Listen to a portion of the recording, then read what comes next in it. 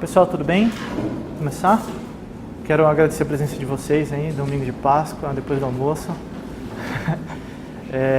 Eu sou Fernando Macedo e eu vou falar um pouco sobre máquina de estado em Python.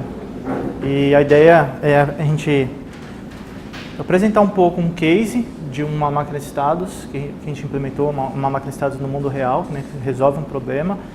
E também falar um pouquinho sobre definições, o que é uma máquina de estados,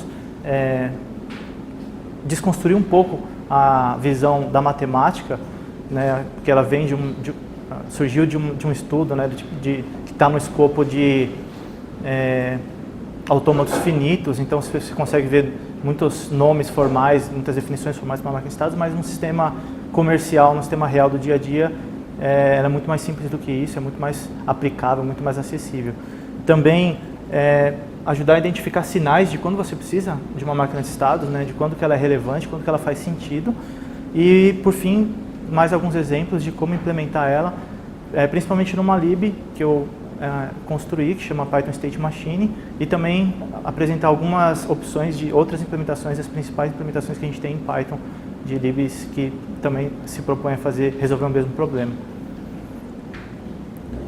Bom, eu entrei na Log em fevereiro do ano passado e em maio, junho de 2017, eu fui para um projeto que é para o time que cuida de entregas de e-commerce.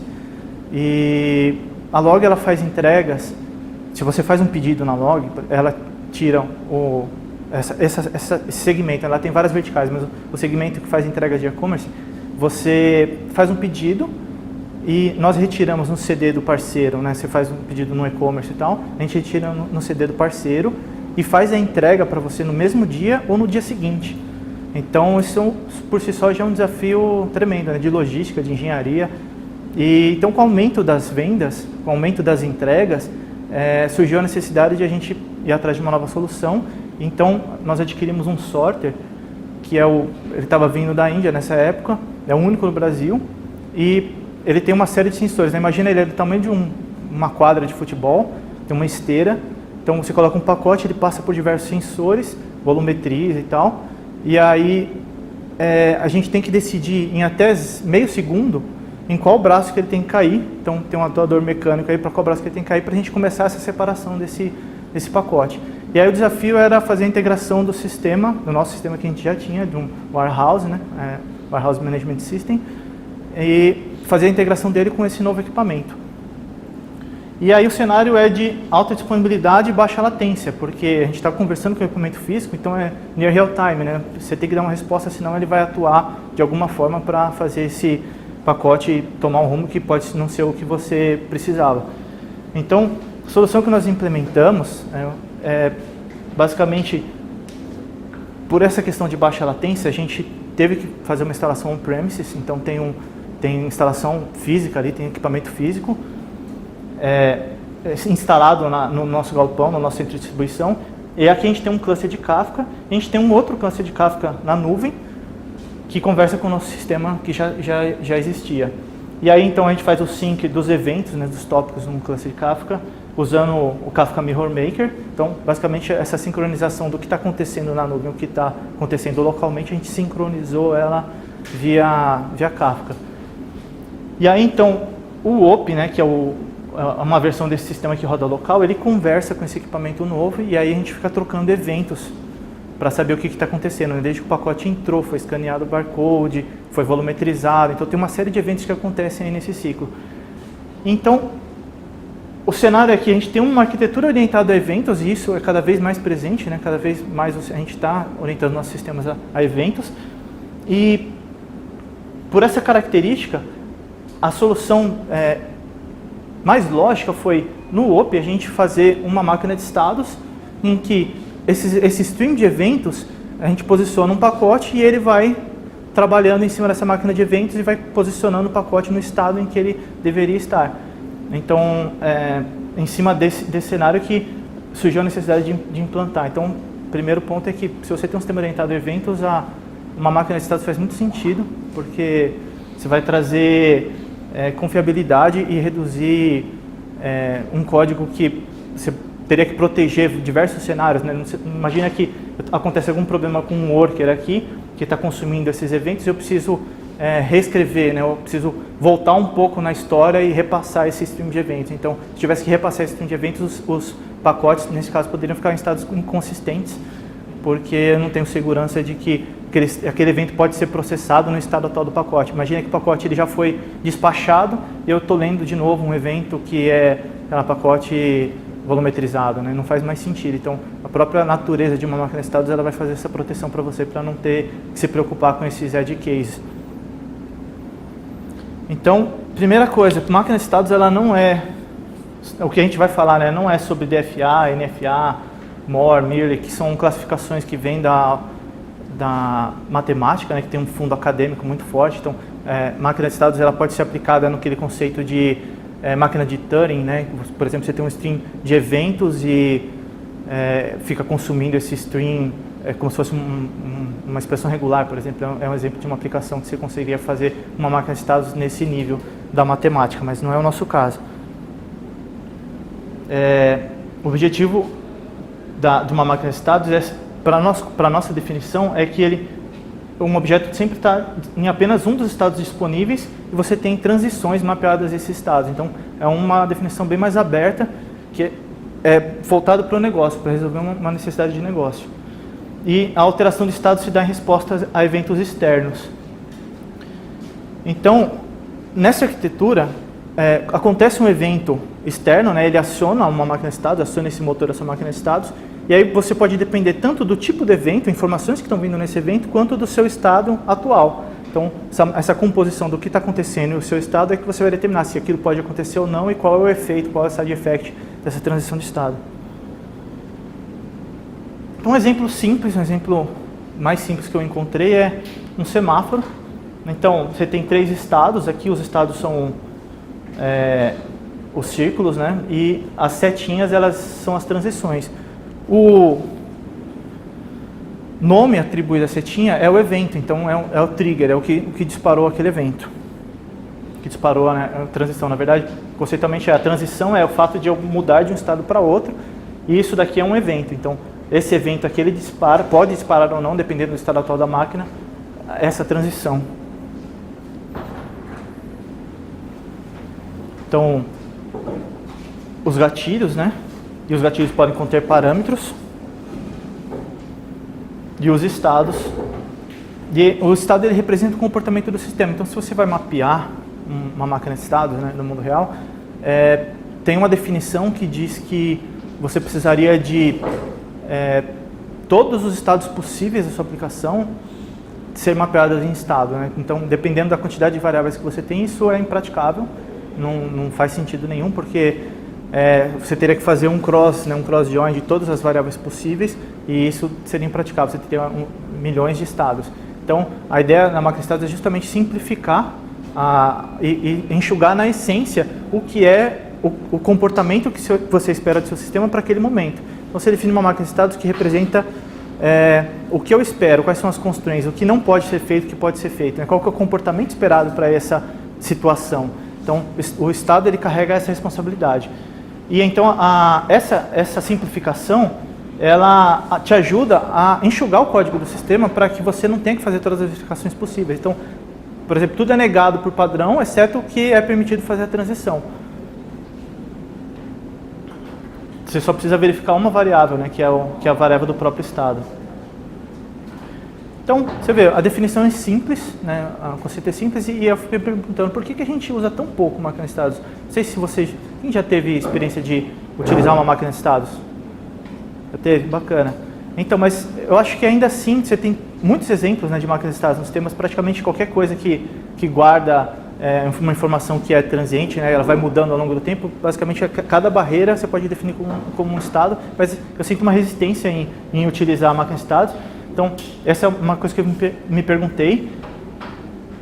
E eu pensei em algumas coisas. Então, não identificar o padrão eu acho que é um problema, do tipo, se você desconhece simplesmente o fato de que as máquinas de estados existem, elas podem ser aplicadas para solucionar esse tipo de problema. Então, essa palestra está te ajudando, espero que te ajude a conseguir identificar o padrão. E objetos que evoluem ao longo do tempo. Eu acho que isso também é um problema crítico, porque geralmente a especificação de um sistema ela não vem pronta, né? A gente trabalha geralmente com desenvolvimento e análise, e os sistemas vão evoluindo ao longo do tempo. Então, você pode começar com um cenário simples, em que aquilo, teoricamente, poderia ser mapeado para uma máquina de estado, só que, pelo fato de você começou sem pensar, daí você faz mais uma variável que controla o estado meio que paralelo, depois você faz uma outra variável, mais um puxadinho, e aí quando você vê, você tem vários ifs, vários branches no código para conseguir garantir que o seu sistema funcione, mas ele evoluiu de forma orgânica, né? Não teve um planejamento mínimo prévio para que você conseguisse pensar, não, aqui é um caso para uma máquina de estados. Então, esse é um ponto. E alguns casos que eu vejo também são que existe um campo estado, que representa o estado, existe um campo status no seu sistema, só que o controle dessas transições e o que é possível fazer é feito de forma manual. Uma verificação, se o estado está em tal posição, então faço tal coisa.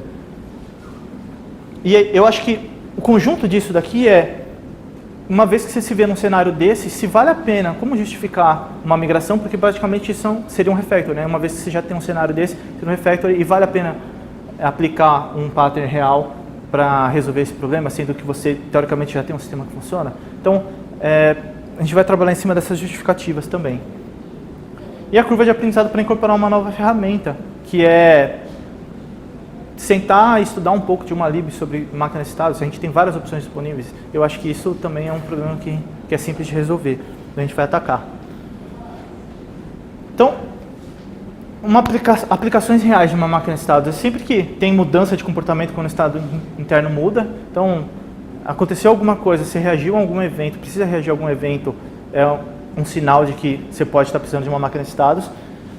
Sistema orientado a eventos é um forte sinal, assim, é um indício de que se você tem um sistema orientado a eventos, você pode aplicar uma máquina de estados. E o próprio processo de sentar e planejar, tipo, o que é possível, o que é entrada, o que é trigger, o que dispara um evento no meu sistema, já te ajuda a ter uma arquitetura melhor. Então, o fato de tentar construir uma máquina de estados já te ajuda na arquitetura do sistema. E aí, alguns code smells, alguns sinais de que você precisa, que você pode aplicar uma máquina de estados. Se você tem um campo state no seu modelo, é um forte sinal. Campos booleanos também que marcam transições. Então, tipo, se você tem um pedido, ou um blog, um post, né, se for publicado, pago, iniciado, finalizado, são marcas de transições de estado, representam marcas de transições de estado. Campos timestamp também, que permitem valor nulo, geralmente tem essa característica também de fazer uma marcação de transição. E se você tem, geralmente em decorrência disso, né, muitas verificações condicionais, tipo, entra no método, se tal coisa, então sai fora, e tal coisa, então faça desse jeito, e tal coisa. Muitos branches de if e else dentro do código também é um sinal de que você pode precisar de uma máquina de estado. E aí, implementações possíveis, você pode fazer na mão, implementar uma máquina de estados na mão. Não é tão complicado de fazer, é bem simples na real. Se você seguir o padrão state do Gingell-For, ele vai te dar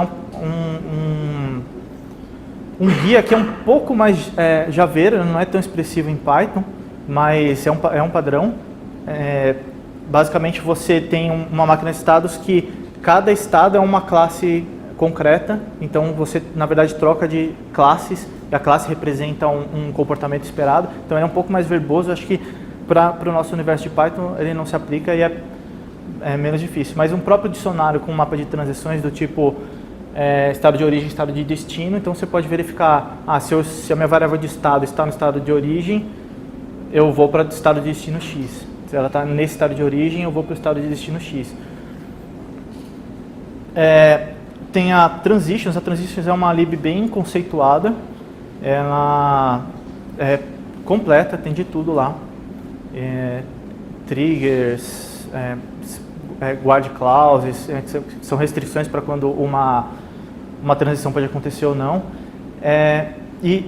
O que me incomoda um pouco na Transitions que é a questão da expressividade. Então, deixa eu abrir aqui um pouquinho o que é um código da Transitions. esse é um código, não sei se dá para ver. Então, basicamente, você define seus estados como strings, e aí você inicia uma máquina de estados e você vai adicionando transições. Então, adicionar transições é uma ação, um estado de origem, um estado de destino. Você pode adicionar callbacks, que ele vai chamar, mas a forma como ela é construído é uma forma meio orgânica, né? Você instancia ela e vai adicionando comportamento, e isso pode ser dinâmico, inclusive. Então, ela fica num cenário em que você pode ter máquinas de estados dinâmicas. Se esse for o seu propósito, eu achei ela muito legal. Uma outra opção aqui é a Automation, que é o que eu vou mostrar agora.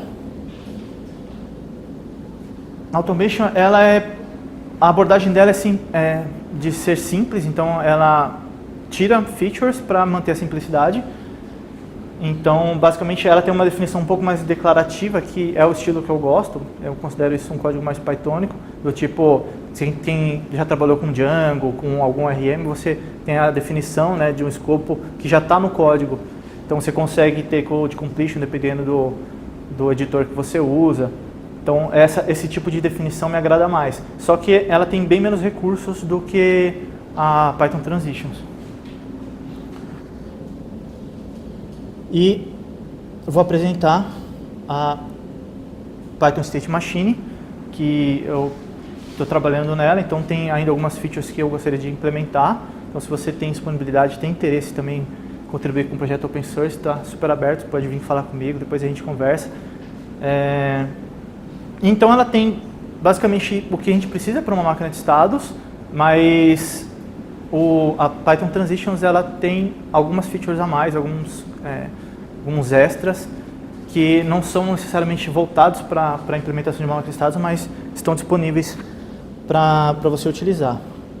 Então, voltando para o nosso exemplo do semáforo, definição de máquina de estados usando a Python State Machine ficaria assim. Então, você define os estados, são instâncias de estado, e aí as transições também são declarativas, né? Você fala, slowdown, que é a definição de um evento, né? A definição de evento é a própria atribuição de uma transição, é de verde para amarelo.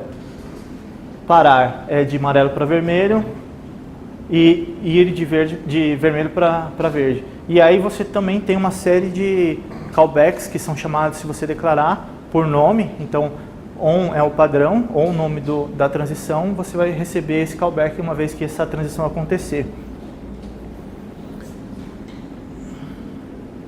Então aí um exemplo de uso, né, simplesmente chamando as triggers, ela já vai chamar os seus callbacks. Você ganha também propriedades que refletem o estado atual, então você não precisa fazer comparação de estados. Se por um acaso você ainda precisar saber qual é o estado da máquina de estados, você consegue, para todos os estados declarados, você tem uma propriedade, tipo, ela está nesse estado. E isso que é, na minha concepção, mais importante, que ela impede que coisas ruins aconteçam. Então você já ganha uma proteção sobre o que pode e o que não pode ser feito, dependendo da sua modelagem. Então, chamar um evento de um estado em que não está disponível, ela já trava e já te dá uma validação, falando, ó, esse estado ele não é permitido nesse contexto. E aí um ponto que eu acho que é fundamental, esse exemplo é bem simples, né? Eu acho que é um dos exemplos mais simples que eu consegui trazer. Se você pensar na perspectiva de quem está usando essa máquina de estados, ela está ruim. Por quê? Porque você tem 3 triggers, né? Você tem 3 chamadas diferentes, só que essencialmente você está dificultando a vida de quem está chamando a sua máquina de estados, o seu consumidor. Então, se você pensar em termos de API, o exercício para uma máquina de estados quão mais simples ela pode ser. Então, na verdade, isso daqui você pode resumir para um trigger só. O que está acontecendo aqui é a transição de estado. Então você tem um trigger que imagina que alguém de fora tem um reloginho que fala assim, ó, muda aí, muda aí, muda aí. O evento para uma máquina de estado de semáforo muda aí, troca, troca, troca. Então, com essa definição, a gente consegue simplificar a API da máquina de estados. Então, você só tem um evento e quem está controlando o ciclo, automaticamente, é a própria máquina de estados. Então você não precisa forçar com que a pessoa de fora fique naquele exemplo, né? Stop. Aí fala, opa, mas eu não posso parar. Ah, então vai. Oh, não posso ir. Ah, então, sabe? Você simplifica a vida de quem está usando a sua máquina de estados. Então a definição disso usando a Python State Machine é simples, apenas você compõe os estados. Então o cycle, que é um evento, ele vai trigar tanto de verde para amarelo, ou de amarelo para vermelho, ou de vermelho para verde. Então, dado o cenário atual, ela resolve sozinha qual é o próximo estado. Ela consegue fazer a introspecção, eu estou nesse estado, qual que é o estado que faz sentido para eu ir agora. Então, para ter o mesmo comportamento, o que eu preciso agora são callbacks de eventos de entrada de estado. Você tem eventos de entrada e eventos de saída. Então, a gente simplifica a API e consegue ter o mesmo comportamento. Eu acho que isso é o exercício que se vale fazer toda vez que você estiver desenhando uma API, que é quão simples ela está sendo para quem está consumindo. E a gente tem o mesmo comportamento de uma forma mais simples. E aí, então, de volta para o problema que a gente estava no começo, que é o case que eu apresentei sobre o sorter. Agora, de volta, a gente consegue ver os estados que nós implementamos. Então, isso daqui é um ciclo de vida de um pacote, então um pouco mais simplificado, mas você consegue ver, uma vez que o pacote recebeu um evento, que a gente recebeu um pacote novo da integração, ele entra como criado. Daí, uma vez que eu coloquei ele na esteira, né, ele passa por escaneado, então a ação de escanear ele pode ser tanto o pacote rejeitado como ele entra no estado de escaneado. Depois ele é medido ele pode ir para um estado de que ele não cabe, não está fora do nosso padrão de entrega, ou ele passa a estar no estado pedido, e daí, então, aguardando roteirização, roteirizado e despachado. Então, é uma modelagem que agora faz todo sentido, porque a gente consegue proteger o stream de eventos e, inclusive, a gente, com essa integração, a gente conseguiu validar se o stream de eventos que a gente recebia na integração com o parceiro, né, com o equipamento físico, ele estava ok. A gente conseguiu depurar, porque a gente tinha a garantia que do nosso lado a integração estava cravada, né? Não conseguiria receber um evento fora do seu contexto. E aí, para fazer essa modelagem dentro da definição da State Machine, né, se faz a definição dos pacotes, e aí a definição das transições naquele contexto. Então, parece bem intuitivo, eu acho que esse que é o feedback que eu gostaria de vocês também, mas parece bem intuitivo. Você consegue olhar no código e saber com um trigger quais os estados possíveis, né? Dado um trigger, quais os estados possíveis. Então, esse formato declarativo era o que eu esperava de uma lib de máquina de estados e é o que eu espero ter conseguido exemplificar. E é isso. Tem mais um ponto aqui, que é um estado de origem, ele pode ir para mais de um estado de destino. Então, neste caso, o callback, ele tem que devolver qual é o estado. A máquina de estados não consegue, por si só, nessa condição de ambiguidade, né, dado esse estado de origem e o mesmo evento, qual é o estado de destino. Então, nesse caso, o evento de callback, ele tem que devolver o estado que foi escolhido. Então, você pode fazer uma verificação lá de negócio do tipo, imagina uma máquina de estados de venda de bolinha de gude, né? Se acabou a bolinha, eu vou para um estado de, acabei e não tenho mais nada para vender. Se ainda tem bolinha, eu volto para o estado original, que é aguardando moeda, por exemplo. Então, essa definição do negócio aí em que tenho bolinhas disponíveis ou não, por exemplo, você tem que resolver. Então, nesses casos em que eu tenho mais de um estado de destino, é necessário a desambiguação. Para os casos simples, onde eu tenho um estado de origem e um estado de destino, ela consegue fazer a introspecção pelo estado atual. E é isso. Aí, espero que vocês tenham gostado. Se tiverem dúvidas, o que eu posso... É muito fácil você identificar uma máquina de estado depois que você já começa a desenvolver. Esse algoritmo talvez seja uma máquina de estado. Tem algum exercício que você recomenda para modelar uma máquina de estado antes de você começar a gastar tempo de implementação? Porque o problema é que depois que você implementa a máquina de estado, se você implementou errado, dá muito trabalho para você reverter a situação. Entendi. Eu acho que é um bom ponto. O legal é que, se você implementou uma máquina de estados, teoricamente, as mudanças de estado elas vão ficar contidas, né? Então, tipo, um exercício bacana eu tenho eventos que acontecem no meu sistema. Então, independente do sistema, eu tenho eventos, tenho ações. Por exemplo, se eu tenho um ciclo de pedido, eu tenho que tentar expedir ele, eu tenho que tentar fazer o pagamento. Então, essas situações do tipo, você tem num carrinho, né, que é aguardando pagamento, pago. Então, é pensar em o que acontece, quais são as definições no mundo real mesmo, em que representam uma posição no tempo. Basicamente é uma linha do tempo, né? Seu objeto ele passa por estágios. Então, sempre que você tem essa definição de passar por estágios, desenhar uma linha do tempo. E aí, a ideia é simplificar, porque você não vai mapear todas as variáveis do sistema. Quando eu estou aguardando o pagamento, eu posso ter N variáveis que estão atreladas a esse estado. Eu não preciso mapear todas para um estado específico. Eu posso simplificar. E aí, então, o que acontece é que, na verdade, você só está simplificando o modelo para reagir aos principais eventos do sistema. Aí, nisso, você tem garantia de que é um milestone, né? É uma etapa que se cumpriu. Então, um exercício bacana, geralmente, se você tem uma máquina de estados, denormalizar a questão. Imagina um cenário em que você tem, que eu falei, né? Se você tem campos que marcam a passagem no tempo, por exemplo, recebido em, recebido por. Imagina que se você denormalizar isso, você tira esses campos do seu objeto principal e, na verdade, esses campos eles passam a ser um registro na linha do tempo de uma tabela de alterações de estado. Então, seu objeto está aqui, é um pedido. Quando que esse pedido foi finalizado? Essa informação não está mais aqui, ele está numa tabela tipo finalizado, pedido, pago. Então, essa denormalização é importante, né? Então, essa passagem de um estado pela linha do tempo, ela resolve bastante. É isso. Ok?